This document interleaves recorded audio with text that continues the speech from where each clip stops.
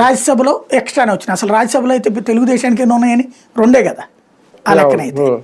మరి అక్కడ ఎక్స్ట్రా ఎన్ని వచ్చినాయి వీళ్ళకి? గట్టిగానే వచ్చినాయి కదా. కాబట్టి బాబు మద్దతు ఇచ్చినా ఇవ్వకపోయినా ఆటోమేటిక్గా అమల్లోకి వస్తుంది.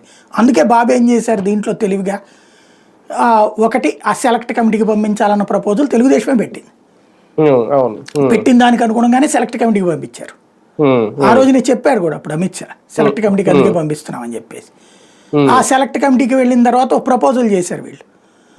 ఇది దీంట్లో వక్ఫ్కి సంబంధించిన కమిటీలో ముస్లిమేతరులు అంటే ప్రభుత్వ ఉద్యోగులు, మరి ముస్లిమేతరులు కూడా ఉండొచ్చు కదా, కలెక్టర్లు లేకపోతే ఐఏఎస్లు ఐపీఎస్లు, అట్లాగా వాళ్ళని అనుమతిస్తామంటే అట్లాగ వద్దని చెప్పేసి చెప్పారు వీళ్ళు.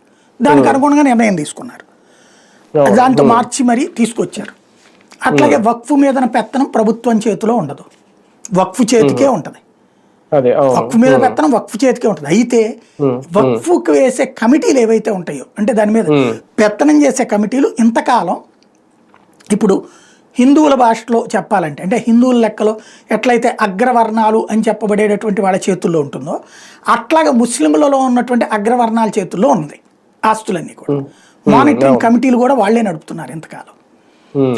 అందులో ఇప్పుడు ఎట్లయితే రాజ్యాంగం తర్వాత మనం బీసీ ఎస్సీ ఎస్టీలకి రిజర్వేషన్లు ఉన్నత స్థితికి ఎట్లాగా అవకాశం అయిందో రాజ్యాంగంలో రాసిన తర్వాత, అట్లాగా ఇంతకాలం తర్వాత రాజ్యాంగం అమలయ్యాక ఎన్నాళ్ళకు కూడా ముస్లింలకి ఆ విధమైనటువంటి స్వేచ్ఛ లేదు. ఇప్పుడు ఆ విధమైన అవకాశం లభించబడింది వాళ్ళకి. దాని మీద సంపాదన వాస్తవంగా అయితే కనుక 20,000 కోట్లు ఎంతో రావాలట ఆస్తులు సంబంధించినటువంటి సంపాదన. కనీసం అట్లీస్ట్ 2,500 కోట్లు రావాలట. ఇప్పుడు 125 కోట్లు ఎంత వస్తుందట దేశవ్యాప్తంగా ఎన్నికలు. భారతదేశంలో